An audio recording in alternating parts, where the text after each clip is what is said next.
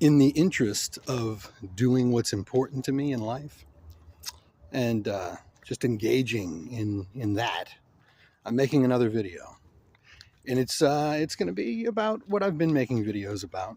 The verse I want to harp on today is the verse where Jesus says, Luke 14:26. There's another very similar verse in Matthew. Look it up, Google it, where Jesus says, any man, or it doesn't say any man, it says, I think it says anyone, I don't know, either way. So anyone who comes unto him and doesn't hate his father, his mother, his wife, his children, his brothers, and his sisters is not worthy to be Jesus' disciple. So any family that I have, any friends that I have, acquaintances, etc., that wants to judge me for not choosing to call myself a Christian, Jesus right there says that I can't, because I can't do what he's asking, because I love my son more than anything in the world, and your children are mentioned in that. Christians will try to argue that he doesn't mean hate. That's not what he meant. What he meant is you have to love him more than all of the people he mentions, right? Basically anybody else in your life. It also says that if you don't love him more than, or if you don't hate your own life also. But let's give the Christian apologists that interpretation. Let's just say he means any man who comes to me and doesn't love me more than all these people. Well, I still fail, because I love my son more than a character in a storybook. And to like push the point further that this is a patriarchal religion that is against women. Notice it doesn't say, it does say if you love your wife more, or if you don't hate your wife. That's what it says hate. It says if you don't hate your wife, but it never says husband.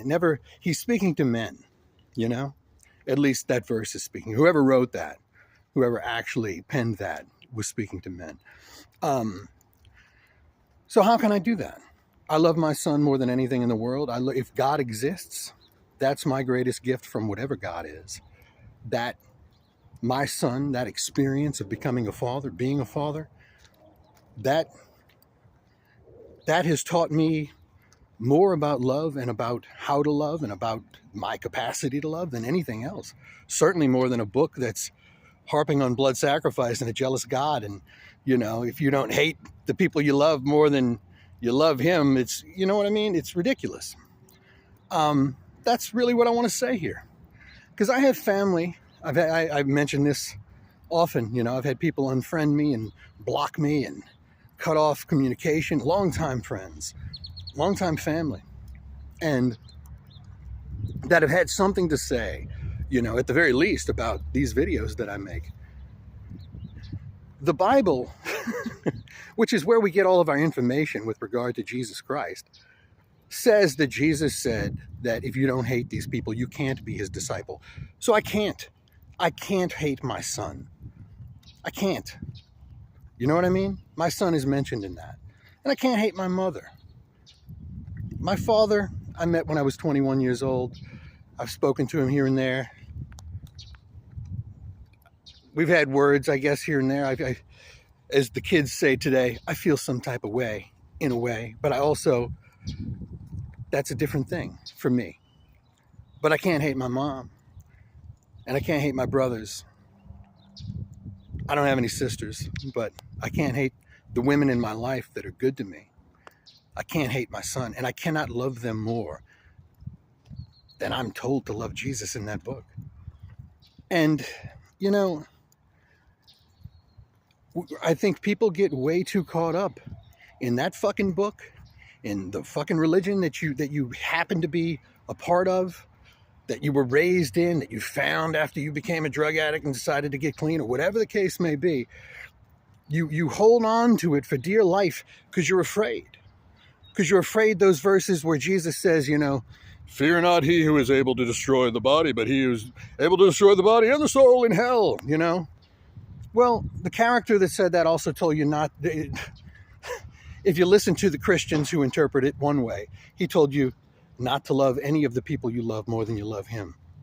And if you listen to it the way it's written, He says, if you don't hate those people, you can't be his disciple. So I'm going to throw that away, and I'm going to throw the hell bit away. I've never taught that to my son. Why? Because there's no proof, and I love him. I love him. And my son's a good kid. He's 16. He's a good person.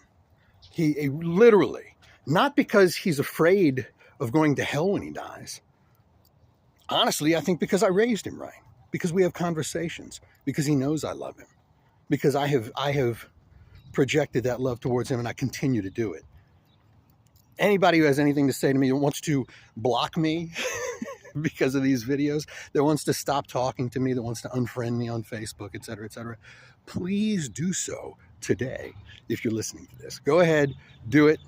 I don't want to know you anymore.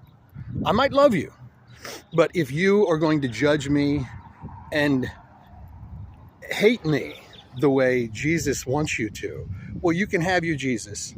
I'm going to keep my son, and I'm going to keep the heart that, if God exists, that God gave me, right?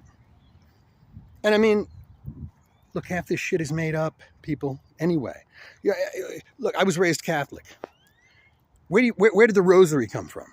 It's not in the Bible. We get all the information that we have about Jesus ultimately from the Bible, if we still have it translated properly, right?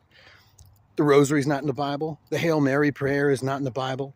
I mean, half the shit they do in the Catholic Church on Sundays is not in the Bible. They made that up. Who made it up? Popes and founding church fathers who evolved into this class that was really above kings that conquered. They divided and they conquered. If you didn't bow down to the church, the Roman Catholic Church, in the Middle Ages, and when the Inquisition and the Crusades were happening, you were tortured to death.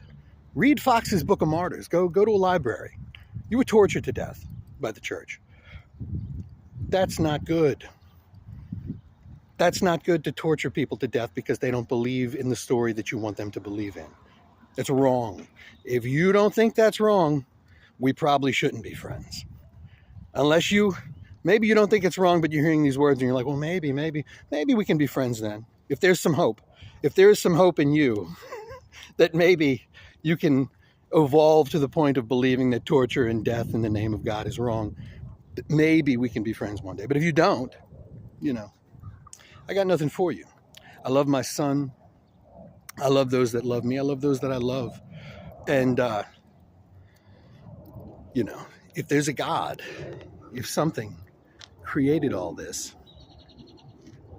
he's leaving it up to us to decide how we're going to behave, how we're going to act and react in the face of his absence. Because whatever God is, he's named, and she's named, it's named in so many different places and texts and by so many different names.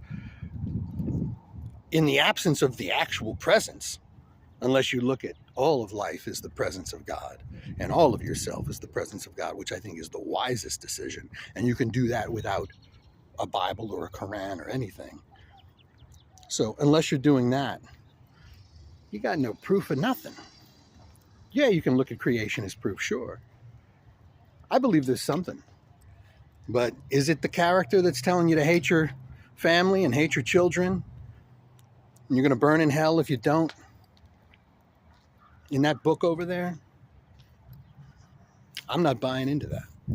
And I hope that you don't either. Only love.